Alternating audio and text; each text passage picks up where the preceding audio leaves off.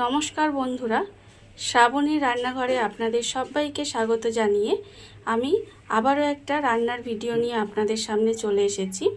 আজকের আমি আপনাদের করে দেখাবো এঁচোড় চিংড়ি। এই এঁচোড় চিংড়ি আমি বাড়িতে কিভাবে করি সেটা আমি আজকের আপনাদের দেখাবো। তাহলে চলুন এই রান্নাটা আমি কিভাবে করব সেটা আপনারা একবার দেখে নিন। এঁচোড় চিংড়ি বানানোর জন্য প্রথমে আমি গ্যাসটা অন করে একটা কড়া বসিয়ে নিয়েছি। এইবারে আমি কড়ার মধ্যে দিয়ে দেব জল। কড়ার মধ্যে আমি বেশ কিছুটা জল দিয়ে দিলাম। এইবারে আমি এই জলের মধ্যে দেব এঁচোড়। এখানে এঁচোড়টাকে খুব ভালোভাবে কেটে পরিষ্কার করে রেখেছি, সেই এঁচোড়গুলো আমি এই জলের মধ্যে দিয়ে দেব।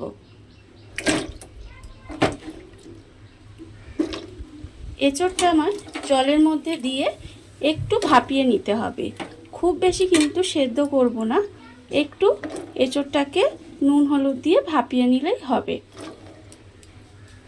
তার জন্য আমি এর মধ্যে দেব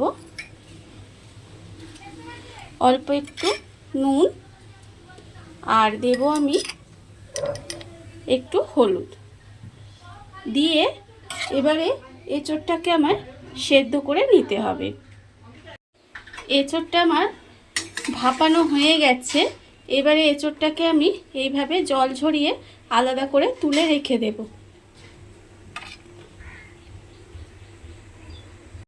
এঁচোড়টা আমি এখানে আলাদা করে রেখে দিয়েছি।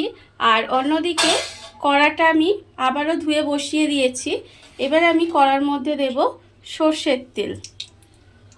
এখানে একটু বেশি পরিমাণে আমি সর্ষের তেল দিলাম, প্রায় 5 থেকে 6 চামচ মতো। এবারে তেলটাকে আমি একটু গরম হতে দেব। তেলটা আমার এখানে গরম হয়ে গেছে। এবারে আমি তেলের মধ্যে দিয়ে দেব আলু। এখানে আমি আলুগুলোকে 2 টুকরো করে কেটে রেখেছি, সেই আলুগুলো আমি তেলের মধ্যে দিয়ে দেব।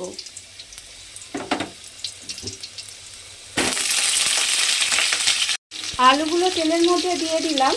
এবারে আমি এর মধ্যে দেব অল্প একটু নুন আর দেব আমি অল্প একটু হলুদ দিয়ে আলুটাকে একটু লাল করে ভেজে নিতে হবে।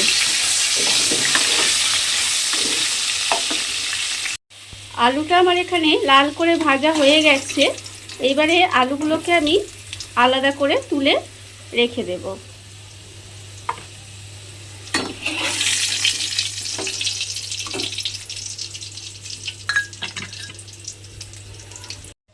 আলুগুলো আমি ভেজে আলাদা করে তুলে রেখে দিয়েছি। এবারে ওই তেলের মধ্যে চিংড়ি মাছটা ভেজে নেব। তার জন্য চিংড়ি মাছে এখানে আমি চিংড়ি মাছ রেখে দিয়েছি পরিষ্কার করে। তার মধ্যে আমি দিয়ে দেব নুন আর হলুদ। নুন আর হলুদ দিয়ে চিংড়ি মাছটা খুব ভালোভাবে মাখিয়ে নিতে হবে। চিংড়ি মাছটা আমি এখানে নুন হলুদ দিয়ে ভালোভাবে মাখিয়ে নিয়েছি। এবারে চিংড়ি মাছটাকে আমি তেলের মধ্যে দিয়ে দেব। দিয়ে চিংড়ি মাছটাকেও কিন্তু আমাকে ভালোভাবে ভেজে নিতে হবে।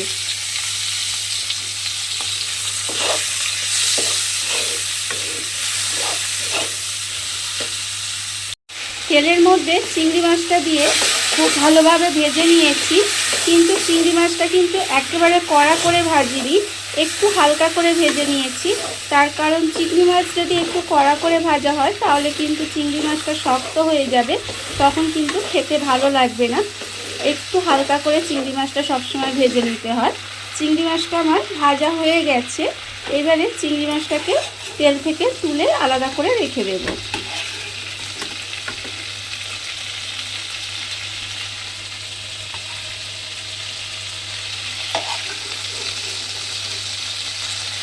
চিংড়ি মাছটা ভেজে আমি আলাদা তুলে রেখে দিয়েছি।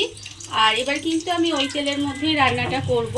প্রথমে দেব একটা তেজপাতা আর দেব আমি এর মধ্যে একটু গোটা গরম মশলা আর দেব গোটা জিরে, অল্প সামান্য একটু গোটা জিরে দিয়ে মশলাটা আমি একটু নেড়েচেড়ে ভেজে নেব।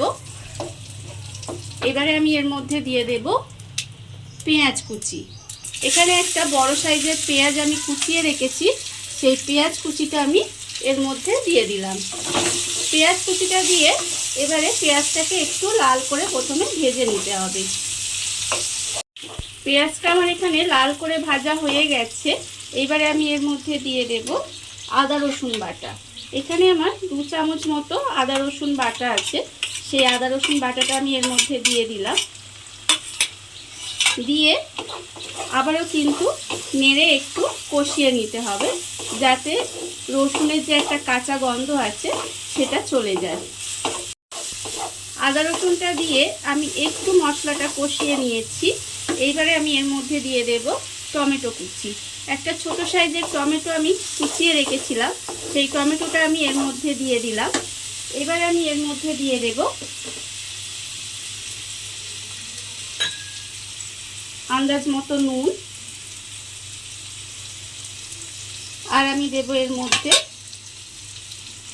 হাফ চামচ হলুদ গুঁড়ো, আর দেব হাফ চামচ লঙ্কা গুঁড়ো, আর স্বাদের জন্য আমি দেব অল্প একটু চিনি। দিয়ে আমি আবারও কিন্তু মশলাটা খুব ভালোভাবে কষিয়ে নেব। মশলাটা আমি খুব ভালোভাবে কষিয়ে নিয়েছি। এইবারে আমি এর মধ্যে দিয়ে দেব হাফ চামচ মতো জিরে গুঁড়ো। জিরের গুঁড়ো দিয়ে আবারও কিন্তু মশলাটা আমাকে আরেকটু কষিয়ে নিতে হবে। আর এই সময় আমি এর মধ্যে দিয়ে দেব অল্প সামান্য একটু জল। জলটা আমি এই জন্যই দিয়ে দিলাম যাতে মশলাটা পুড়ে না যায়। এবারে আবারও কিন্তু মশলাটাকে আমাকে খুব ভালোভাবে একটু কষিয়ে নিতে হবে। মশলাটা আমার খুব ভালোভাবে কষানো হয়ে গেছে, মশলাটা থেকে তেল ছেড়ে গেছে। এইবারে আমি এর মধ্যে দিয়ে দেব যে এঁচোড়টা আমি ভাপিয়ে রেখেছিলাম, সেই এঁচোড়টা আমি এর মধ্যে দিয়ে দিলাম।